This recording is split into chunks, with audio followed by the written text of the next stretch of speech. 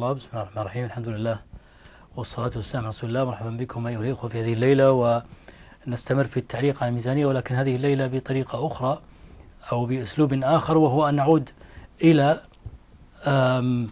التأصيل الشرعي لنظرة الإسلام لقضية المال وطريقة التعامل مع المال العام والمال الخاص، وكيف وما هي المبادئ الكبرى والأسس الشرعية لإدارة الاقتصاد. ونقارن هذا الكلام بالطريقة التي يديرها ابن سعود، ثم نتطلع إلى هذه الأسس أن نعود إليها حين يعين الله سبحانه وتعالى ونتخلص من هذا الوضع الاستبدادي الفاسد الظالم الذي القائم على منهجية الامتلاك. ما هي الأسس الشرعية لإدارة الاقتصاد؟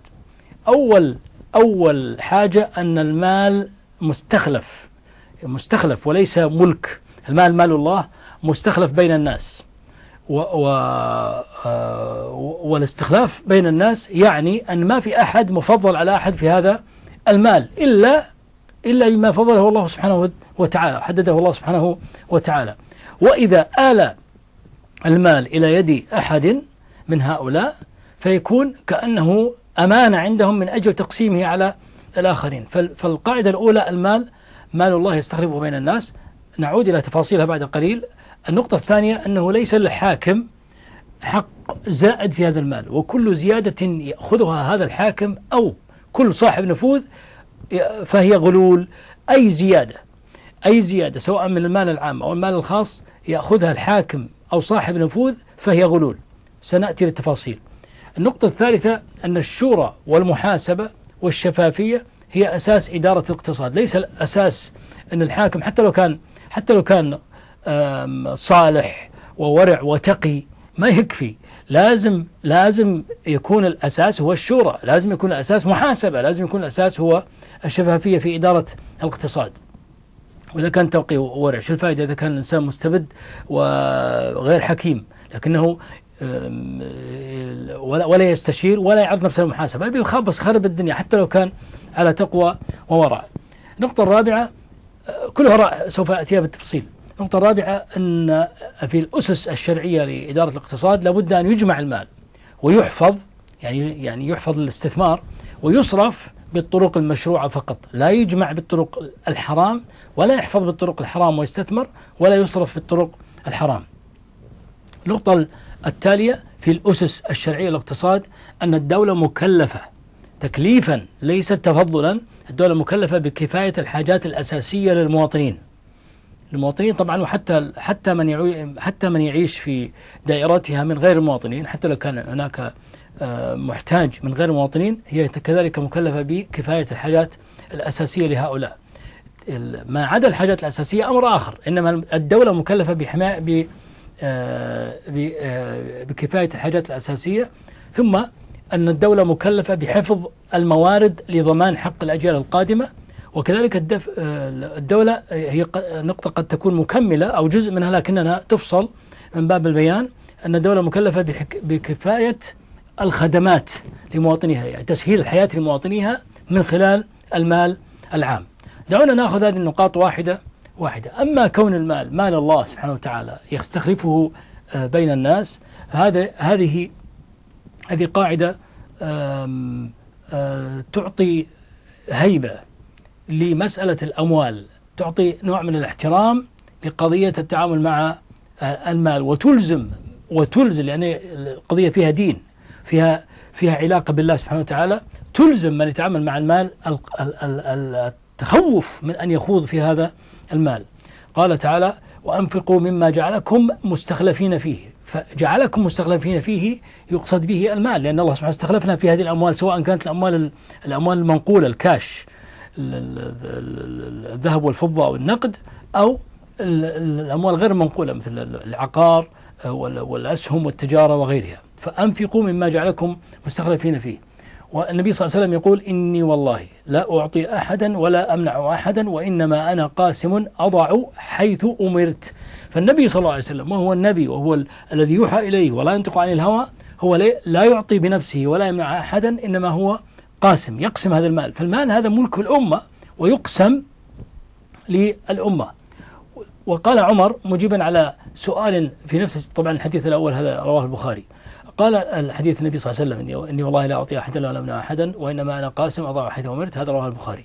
أما عمر فيقول أتدري ما مثلي ومثل هؤلاء، يخاطب أحد الصحابة يقول كمثل قوم كانوا في سفر فجمعوا منهم مالا وسلموه إلى واحد ينفقه عليهم، فهل يحل لذلك الرجل أن يستأثر عنه من أموالهم؟ يعني كأن هذا المال العام كأنه حطه، يعني جمع مشترك، جمع من الناس فلوسهم حطهم عند أمانة في فترة السفر، هل يجوز أن يصادر هذا المال العام؟ هذا اللي حاصل عند ابن مسعود، نعم أنه صادر هذا المال العام.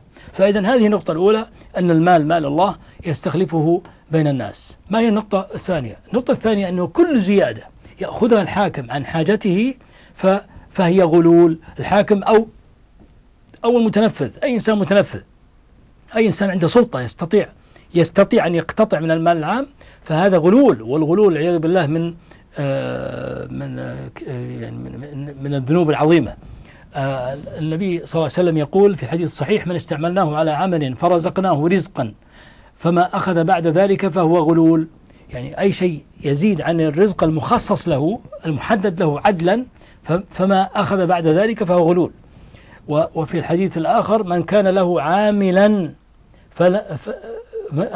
من كان لنا عاملا فلم يكن له زوجة فليكتسب زوجة. عاملا يعني مسؤول في جهة معينة، تابع للدولة، يعني يمثل الدولة في السلطة في مكان معين.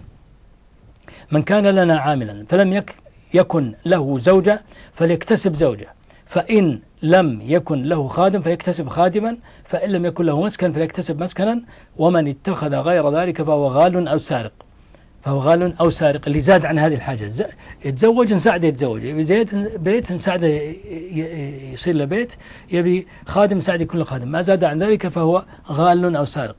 وفي الحديث إن هدايا، يعني حديث يتكلم عن هدايا العمال غلول. يعني إذا أنت أهديت المسؤول هدية هذا من الغلول، لأن المفروض المسؤول ما يأخذ هدايا، المفروض المسؤول شغله واجب يؤديه للناس، ليس من أجل أن يأخذ هدايا أو يسمون هذه رشوة. وفي حديث اللتبية مشهور، حديث اللتبية مشهور يتمم هذا المعنى. يقول النبي صلى الله عليه وسلم عن ابن اللتبية ما بال الرجل نستعمله على العمل مما ولانا الله فيقول هذا لكم وهذا أهدي إلي، فهلا جلس في بيت أبيه أو بيت أمه فينظر أيهدى إليه أم لا، والذي نفسي بيده لا يأخذ منه شيئا إلا جاء به يوم القيامة يحمله على رقبته، رواه البخاري. هذا مع أن اعترف، يعني ابن اللتبية اعترف مسكين، يعني اعترف قال هذا يعني يصرح بما وصله من مال، فكيف بالذين أصلا لا يعترفون أو يكذبون أو أصلا يعتبرونه أمرا طبيعيا أن يأخذ من الناس رشوة أو هدية. هذه إذن القاعدة الأولى. والثانية ما هي القاعدة الثالثة؟ القاعدة الثالثة أن الشورى والمحاسبة هي أساس القرار والشفافية. إذا أردنا أن نتكلم عن الشورى فالشورى يجب أن نتكلم عنها بشكل مستقل، والاستدلال على الشورى عموما يدل على استدلال في القرار. فللشعب حق الشورى في تقرير سياسة صرف المال وتعيين المسؤولين في كل الشؤون المالية. يعني الشورى لا تقتصر فقط أن الحاكم يجي يقول الناس تعالوا علموني كيف أنفق، لا، هذه ليست هكذا. الشورى أنه كيف تختار وزير المالية وكيف تختار وزير الاستثمار، لابد أن تستشير الشعب. طبعا تستشير الشعب معناها تستشير نواب الشعب، تستشير البرلمان. لابد أن يكون هناك في الدستور نظام يضمن أن البرلمان يقر تعيينات الحاكم لوزير الجهة الفلانية وزير الجهة الفلانية وزير الجهة الفلانية.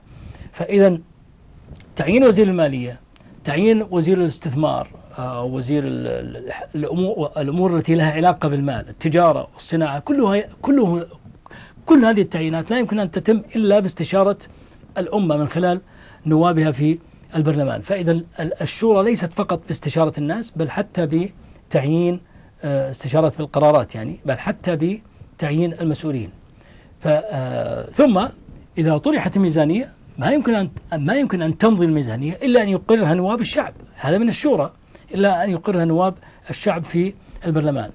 فإذا هذا من ناحية الشورى. أما من ناحية المحاسبة فالشعب الحق الكامل في محاسبة الدولة ومسؤوليها الماليين عن تفاصيل جمع وحفظ وصرف المال. هذه تعرفونها، حتى عمر الخطاب لما وقف على المنبر وقالوا له ثوبك هذا طويل، يعني منين جبت الثوب؟ منين جبت الثوب الطويل؟ احنا خابرينك يعني ما تلبس قصير. فقام القصة مشهورة، يعني حينما طلب من ابنه أن يقف وقال استعرت من المخصص لابني من أجل نفسي. فإذا محاسبة الحاكم والمتنفذ محاسبة معروفة وثابتة في الشرع بما لا شك فيه. فإذا للشعب الحق الكامل في محاسبة الدولة مسؤوليها عن تفاصيل جمع وحفظ وصرف المال، وللشعب الحق الكامل في معرفة تفاصيل فيما يجري المال العام. يعني ليست فقط محاسبة، مو بس، لا يمكن أصلا أن تتم المحاسبة ولا الشورى إلا بالشفافية. يعني كيف يستطيع الشعب أن يدلي برأيه هو ما يعرف أصلا كم دخلنا من النفط، كم دخلنا من الذهب، كم دخلنا من الغاز، كم دخلنا من الشركات الحكومية، الاستثمارات الخارجية، الطيران المدني، الخطوط السعودية إلى آخره. إذا الناس ما يدرون كيف يشيرون، لا يمكن أن يكون هناك شورى ومحاسبة إلا بالشفافية. الشفافية أن الناس يعلمون تفاصيل ما يجري. يمكن بعض الناس ما يعرفون المصطلح هذا. الشفافية أن الناس يعلمون ما يجري في البلد.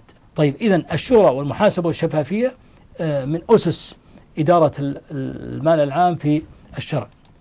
ماذا بعد في الجمع لابد من أن تكون الطرق مشروعة. حرمت المكوس اللي هي الضرائب إلا باستثناءات، وهذه شرحها الشيخ عبد العزيز الطريفي في تسجيل له وانتشر الآن. كل المكوس وما في حكمها كله محرم، هذا في الجمع. أما في الحفظ فحرم الربا والاكتناز، لا يجوز الربا بجميع أحواله، ولا يجوز الاكتناز، ما الكنز انك فقط تحط فلوسه بس، سواء المال العام أو المال الخاص، ما يجوز، لازم تدور هذا المال. فإذا في الاستثمار الربا حرام، وفي الكنز إبقاء المال بدون استخدام هذا كذلك لا يجوز. أما في الصرف فلا يمكن أن يصرف إلا بالطريقة الصحيحة. لا يجوز التبذير ولا يجوز البخل، يعني أنك تحرم الناس من حقهم. أولا لا يجوز تحرم الناس من حقهم، ولا يجوز أن تبذر تتلاعب بالأموال. وآت ذا القربى حقه ومسكينه وابن السبيل ولا تبذر تبذيرا إن المبذرين كانوا إخوان الشياطين وكان الشيطان لربه كفورا. والنبي صلى الله عليه وسلم يقول إن رجالا يتخوضون في مال الله بغير حق فلهم النار. فإذا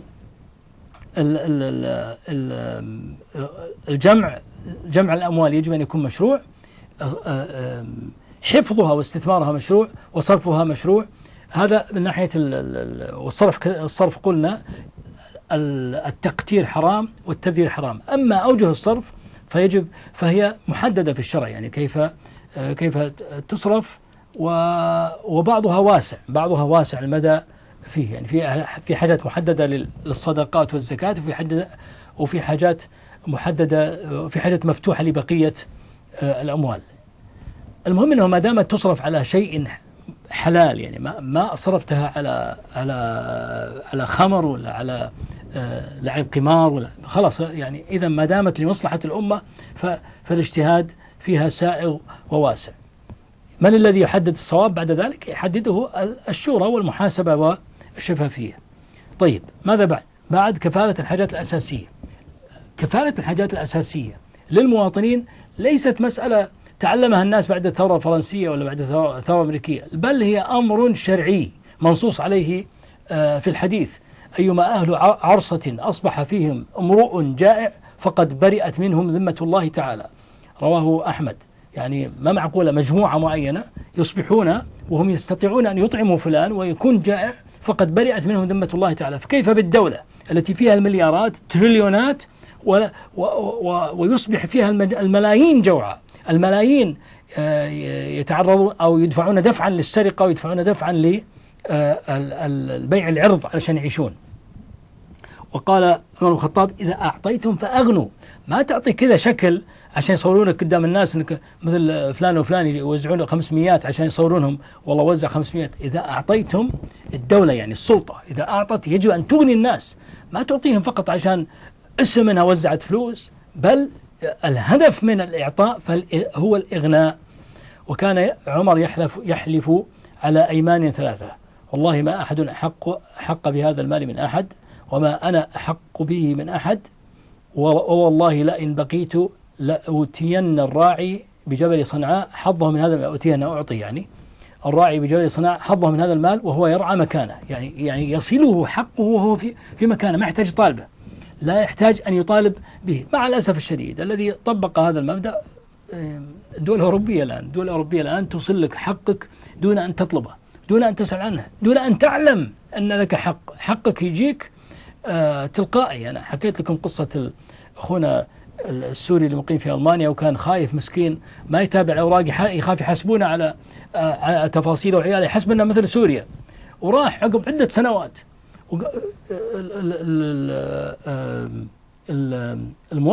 موظف عادي، ما هو مسؤول ولا هو مدير كبير ولا هو أصلا ما يعرفه، جاء يراجع بعض الأوراق معينة، قال له أنت عندك أولاد؟ قال لي عندي أولاد. قال طيب يعني كيف تاركهم؟ لهم حقوق. قال طيب سوى نفسه ما يدري، هو طبعا يدري لكن يخاف يحاسبونه، يعني كيف جبت الأولاد بطريقة غير رسمية مش عارف. قال لهم حقوق، هذه كيف؟ قال مش تقصد؟ قال أقصد لهم حقوق مالية ولهم حقوق كذا ولهم حقوق. قال طيب وش الحل؟ قال الحل أنت أخذتها ولا ما أخذتها؟ قال لا ما أخذتها ما أدري. قال جلس جاب له قهوة وشاي، قال خلص لك الأوراق. الحقوق حقت 5 سنين من 6 سنين، طلع له حقوق مالية حق عياله 5 سنين، وهو ما طلبها، هو أصلا كان خايف ما طلبها، وهو اللي انتبه قال له ترى هذه أنت لك حقوق، وهو موظف صغير عادي، ولا راح يشاور المسؤول وراح يتصل بأمير المنطقة ولا شيء. طلع له حقوق طلعت بعشرات الألوف من شو اسمه أو آسف، طلعت على الأقل بالآلاف من اليورو، تطلع عشرات الألوف من الريالات، وهو جالس موظف صغير اتخذ هذا القرار لأنه السبب ما لأنه ينزع من جيبه، هو يحس أن هذا مواطن يحتاج هذه الأموال. لا والله حتى ما هو ضرورة مواطن، حتى لو كان إنسان له حق في هذا المال لازم يأخذ ماله.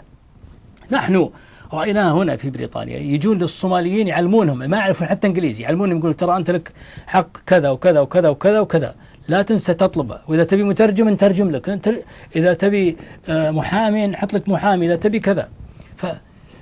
وقال صلى الله عليه وسلم من توفي من المؤمنين فترك دينا أو كلا أو ضياعا فعلي وإلي. علي وإلي معناها على الدولة، على السلطة، لأنه الدولة هي الدولة المسلمة، الحاكم المسلم هو الذي يلي مسؤولية بعد النبي صلى الله عليه وسلم. فإذا المسؤولية كفالة الحاجات الأساسية من مسؤولية السلطة، وكانت الدولة المسلمة تقوم بها، مو بس خلافة الراشدة، حتى الدولة الأموية والدولة العباسية كانت تقوم بهذا الأمر، كانت تكفي الحاجات الأساسية. صحيح أنه كان هناك ظلم وكان هناك استبداد وكان هناك استئثار بالأموال، لكن مع ذلك كانت العطاءات ثرية، من أيام الدولة الأموية والعباسية. ماذا بعد؟ باقي حق الأجيال القادمة. الدولة المسلمة تغني شعبها وتبقي شيئا للأجيال القادمة. قال عمر رضي الله عنه لولا آخر الناس ما فتحت قرية إلا قسمتها كما قسم رسول الله صلى الله عليه وسلم خيبر، رواه البخاري. وحينما طلب منه أن يقسم سواد العراق أبى وقال فما لمن جاء بعدكم من المسلمين، رواه أبو عبيد في كتاب الأموال. فإذا حق الأجيال القائمة محفوظ، على شرط ما يكون لعبة صناديق يتلاعب بها مثل ما يحصل في بعض دول الخليج. هذا الشرط الأول. الشرط الثاني حق الأجيال القادمة يأتي بعد كفاية الأجيال الحالية. هذه من القواعد الأساسية. في قواعد تكميلية من ضمنها أن ضعف الإنسان مدعاة لحق أكبر. يعني إذا كان الإنسان ضعيف، إذا كان الإنسان عاجز أو يتيم أو معاق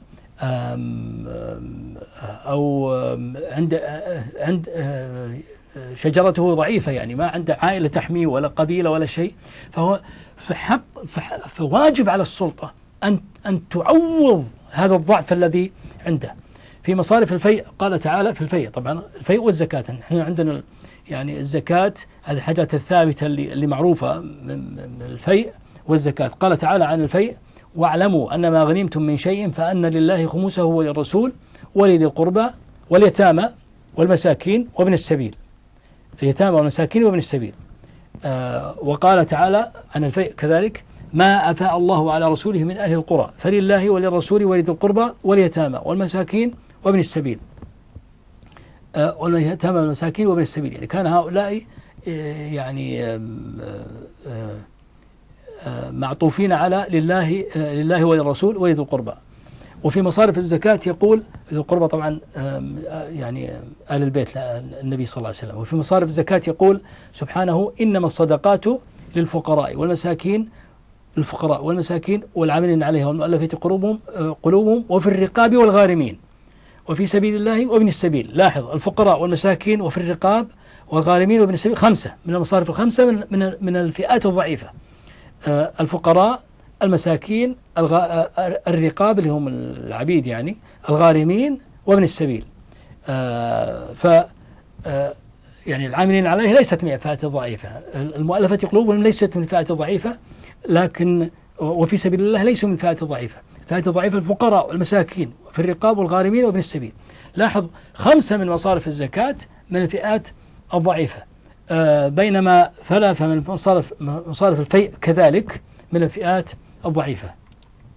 فإذا الضعف يستدعي حماية أو حق إضافي من المال العام. هذه قاعدة شرعية، يعني ما هي ليست اقتراحا عقليا، هي قاعدة شرعية ثابتة في الكتاب والسنة. طيب، ماذا عن المال الخاص؟ ما هي قواعد التعامل مع المال الخاص؟ أول قاعدة في المال الخاص أنه لا يجوز المساس بالمال الخاص إلا بمبرر شرعي.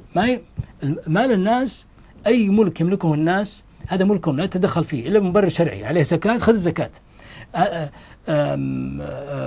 عليه حق من حقوق الناس، خذ حقوق الناس. يعني في ناس مثلا أثبتوا أن هذه الأرض أرضهم وهو يدعي أن لا، خذها منه.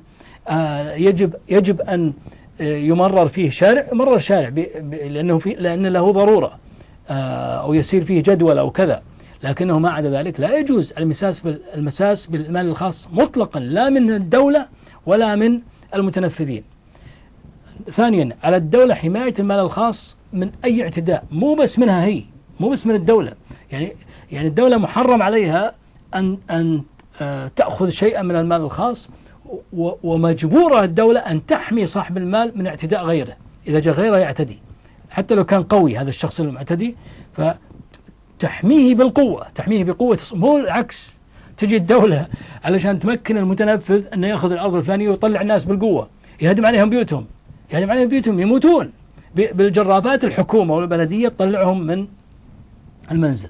النقطة الثالثة أن الدولة مكلفة شرعا بمنع التعامل بالحرام، حتى لو كان الربا والاحتكار، حتى لو كان هذا الشخص ماله الخاص ما هو حر يتعامل بالحرام، يتعامل بالربا. ما يجوز التعامل بالربا، ولا يجوز يحتكر. إذا ثبت أن هذا الإنسان يحتكر سلعة معينة، مو بس يجب على الدولة التدخل لمنع الاحتكار. سلعة أو خدمة معينة، مو بس سلعة، خدمة معينة. ثم إن الدولة مكلفة بتسهيل إجراءات الحلال. العكس، يعني الدولة إذا منعت الحرام يجب أن تسهل الحلال، يجب أن تشجع الحلال. وهذا يعني شيء تلقائي. إن إذا كان الحرام، إذا كانت البنوك هي الدارجة، البنوك الربوية هي الدارجة، فعلى الدولة إجباري أن تدعم البنوك الإسلامية، وسائل الصرف الإسلامي، وسائل الاستثمار الإسلامي. ثم النقطة التي تليها أن الدولة مكلفة بتأمين الدخل الأساسي لرعاياها. يعني المال الخاص للمواطن، المواطن هذا إذا عنده البزنس ما تكفيه أو العمل ما يكفيه، الدولة مكلفة أن تضمن له الدخل الذي يعفه، الذي يمنعه من الحرام، يمنعه من السرقة، يمنعه من بيع المخدرات، يمنع النساء من بيع العرض. فإذا الدولة مكلفة بتأمين الدخل الأساسي لرعاياها. وفي حاجة غريبة المجال لا يسمح بجلب الأدلة عليها لكنها ثابتة يتداولها العلماء، أن تعليم الناس أحكام المال من واجبات الدولة. يعني على الدولة أن تعلم الناس حتى لا ينتشر الحرام، حتى لا يتعامل الناس بالحرام. على الدولة واجب أن يتعلم الناس أحكام المال العام والمال الخاص. الناس يتعلمون أحكام المال حتى يسود التعامل الحلال ويقل التعامل الحرام. في مقابل ذلك ما هي سياسة آل سعود؟ في مقابل هذه سياسة المال العام والمال الخاص في الإسلام، هذه القواعد الجميلة القوية التي جزء كبير منها مطبق ما عدا الربا. طبعا الربا والاحتكار والغرر، الربا والاحتكار والغرر هذا هو الذي دمر الغرب. يعني الغرب لو أخذ هذه القواعد وأضاف إليها تحريم الربا وتحريم الغرر وتحريم الاحتكار لا أصلح مثالي، يعني لا أصبح مثاليا. وش اللي دمر الغرب في الاقتصاد؟ لأن دمره أنه أخذ القواعد هذه لكنه لم يضيف إليها تحريم الغرر اللي هو القمار وما يشبه القمار، كل طرق الانشورنس الدارجة هذه من نوع من أنواع الغرر. وتحريم الاحتكار، هذه الشركات الضخمة التي تتحد مع بعضها وتحتكر خدمة معينة. يعني هناك بعض الدول تمنع الاحتكار لكن على خجل. وتحريم الربا مع الأسف الشديد في العالم هو أساس الاقتصاد، وهو الذي يأخذ العالم كله في هذه الدورة، دورة الكساد المعروفة. ما هي سياسة آل سعود؟ سياسة آل سعود أولا، هذا الكلام اللي قلناه ليس له علاقة بآل سعود. يدعون التطبيق الشرعي، يدعون العمل بالإسلام، هذا الكلام اللي قلناه ما له علاقة بسعود. هذا الإسلام في نظرية الإسلام الاقتصادية ليس لها علاقة بابن سعود. أولا الاعتقاد الجازم لديهم أنهم يملكون الأرض وما عليها وما تحتها وما تنتج وما سوف تنتج. ثانيا أي قرار بخصوص الاقتصاد هو حق مطلق.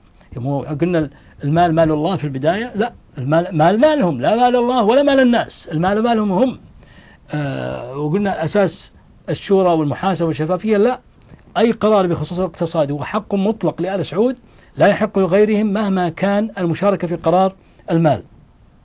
قلنا محاسبة، لا، أصحاب القرار من آل سعود ليسوا عرضة لأي محاسبة أو مساءلة عن قرارات اقتصادية. قلنا شفافية، قالوا لا، قالوا أي معلومة عن دخل الدولة وحفظه وصرفه هي ملك لآل سعود، إن شاءوا أعلنوه وإن شاءوا أخفوه وإن شاءوا صدقوا وإن شاءوا كذبوا. ماذا بعد؟ ماذا عن الالتزام بالدين؟ سياسة آل سعود غير خاضعة لا لدين ولا لمنطق ولا لمصلحة وطن، والمرجع الوحيد هو الهوى، هوى آل سعود. وذلك لأنهم ليسوا خاضعين لدين، ليسوا خاضعين للمحرمات.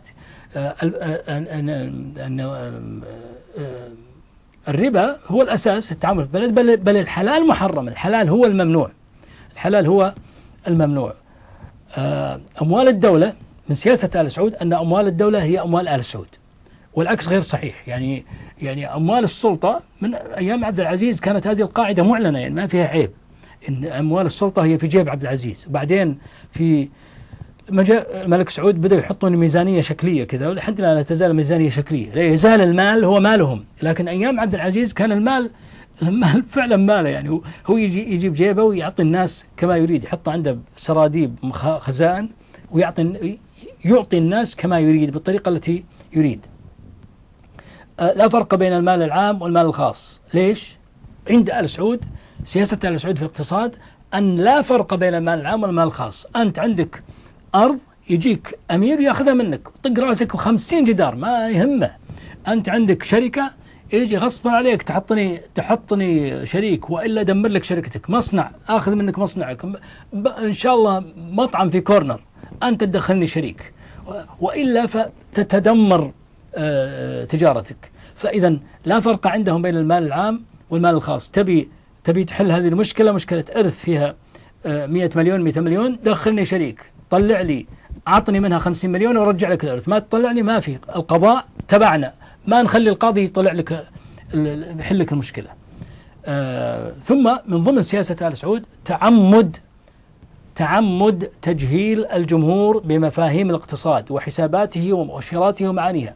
الناس ما يعرفون وش الاقتصادي، يشوفون أرقام تنقال بالميزانية، وش الإيرادات السنة الماضية، إيرادات السنة القادمة، ما يعرفون شيء ولا يعرفون شلون، ويتعمدون يجعلون الكلام فضفاض حتى الناس تصفق لهم وبس. فإذا تعمد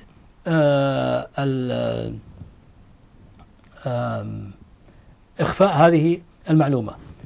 طيب هذا نكتفي بهذا القدر، لأن في باقي في سياسة آل سعود نتركها إن شاء الله لجلسة أخرى. أقول قولي